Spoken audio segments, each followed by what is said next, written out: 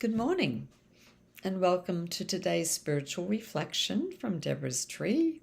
Wonderful to be with you again this morning. And we're starting today with the open word as a symbol of the divine presence with us and of our willingness to be present with the divine. So I was remembering back the other day to an activity that's popular with youth at church retreats and other such events. And it's popular with adults too, but particularly with the teenagers. And it's called Whispering Angels. You may remember having done this yourself. How it works is that people take turns sitting with their back to the rest of the people, and then the other participants come up one by one and whisper something in the ear of the person whose back they have approached, but without letting themselves being identified. It might be an observation about the person, or a prayer or a blessing for them, some kind of affirmation, maybe something that they're grateful for about that person, or the way that that person has inspired them in some way. And so the kids love to give and receive those whispered, anonymous, sort of angel-like messages to each other. Which reminds me of the ways that the divine speaks to us, sometimes through other people, maybe sometimes through whispered angelic messages. And of course, there's lots of ways, of course, that the divine can communicate with us through the word, through angels, and through the people around us. Even we can get messages from nature, from events that are happening in our lives.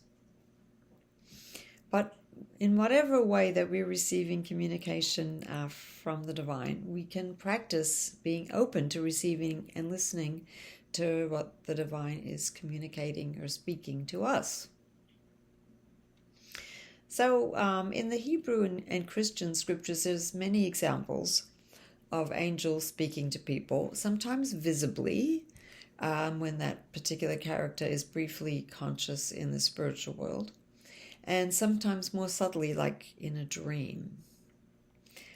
So from Genesis chapter 18, Abraham looked up and saw 3 men standing across from him. Then they asked him, "Where is Sarah, your wife?" So that would be, he saw an angel and he heard them speaking directly, like a spiritual experience. In Matthew chapter 2, this is perhaps one of those more subtle ones, in a dream.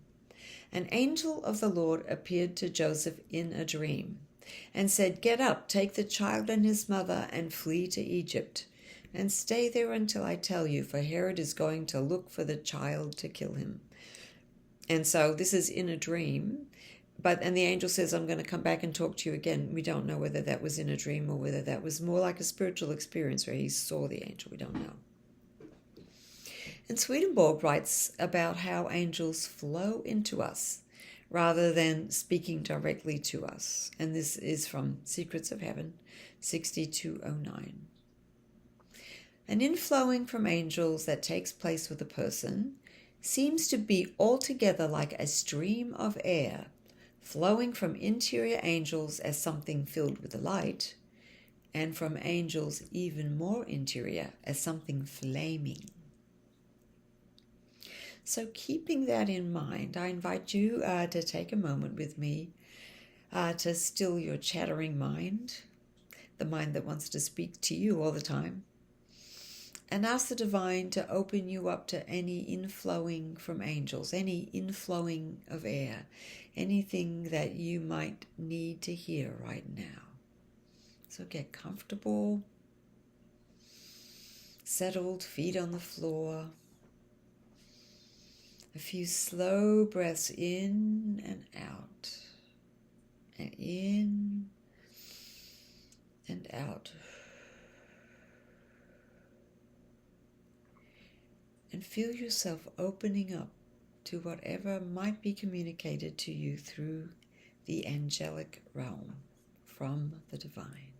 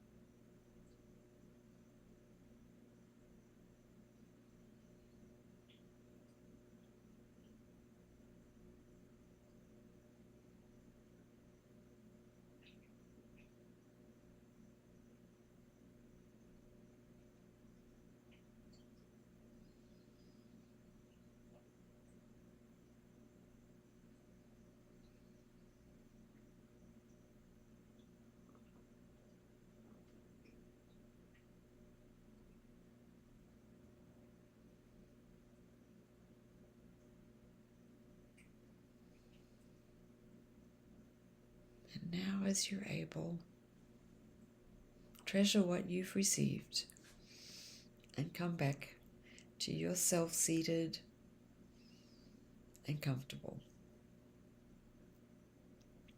Maybe you received something specific. Maybe you just received a feeling of peace.